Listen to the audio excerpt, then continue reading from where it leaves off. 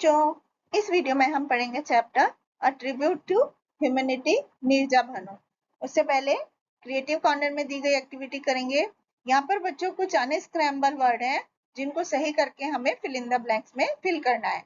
जैसे help if you see any injured person, follow the rules of the safety, red light says stop, green light says go, yellow light says ready.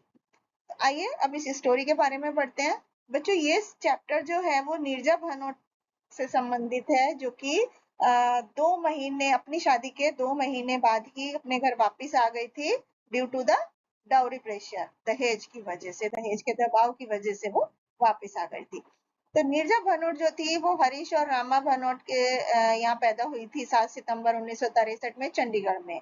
बाद में उनकी family जो थी Mumbai shift हो गई थी और नीरजा बहुत ही सेंसिटिव थी, मतलब दूसरों की फीलिंग्स को समझने वाली थी and compassionate young women.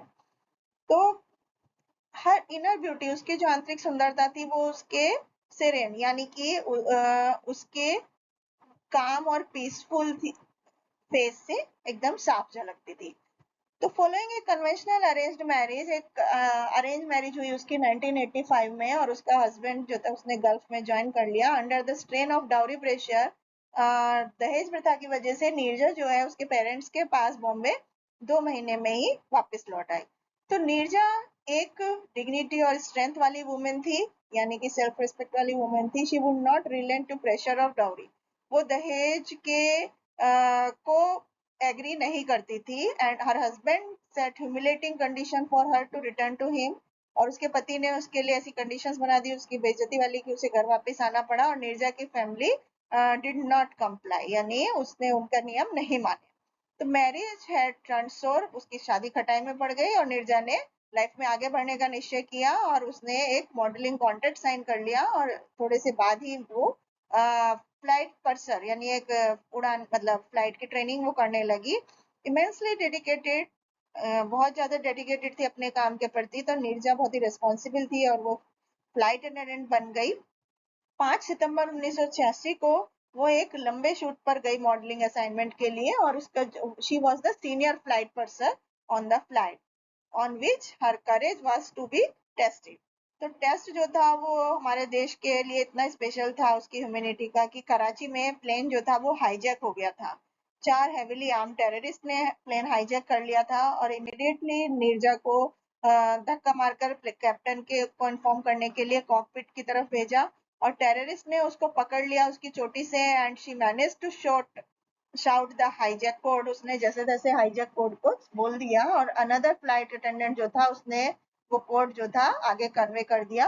What followed the was a traumatic experience for all those on board, जो भी कोई उस फ्लाइट में थे उनके लिए बहुत ही सदमे वाला एक्सपीरियंस था।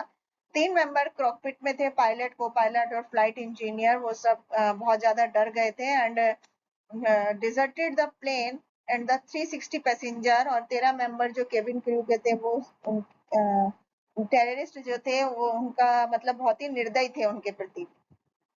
3 मेंबर जो कॉकपिट क्रू में थे पायलट के and Neerja was the cabin crew leader. Neerja जो थी वो केबिन क्रू लीडर थी and with grit and deep sense of duty. Grit यानी कि करेज एंड डिटर्मिनेशन। तो अपने साहस और हिम्मत से उसने अपने कर्तव्य को निभाया and she took over command.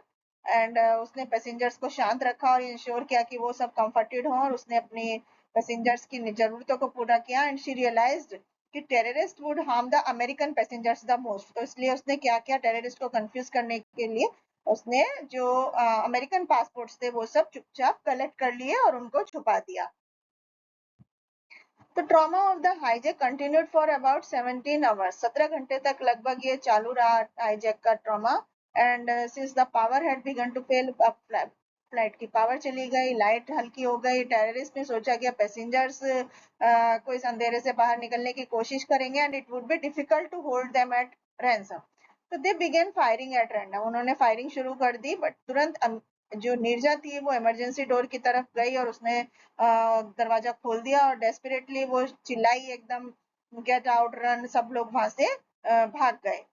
But they can also recall how she guided and pushed people down to the parachute. उसने मतलब किस तरह से उसने सबको बाहर निकाला and most touching part of entire experience was her death. और बाद में क्या हुआ, उसकी डेथ हो गई। And while trying to protect 3 children, जब वो लास्ट में 3 बच्चों को बचाने की कोशिश कर रही थी तो वो जो थी उसकी बॉडी पर बुलेट्स के लग गई, गोली आकर लगी बहुत ही खतरनाक तरीके से। और वो जो था, उसकी सही कहा है नीरजा के बारे में कि Neerja was called upon under the most difficult condition, और अपने सबसे मुसीबत वाले समय में to step forward in a position of leadership, वो सबसे आगे खड़ी रही। एंड हर हीरोइक एक्शंस, उसके जो बहादुरी वाले काम है, was clearly responsible for saving 100 of life.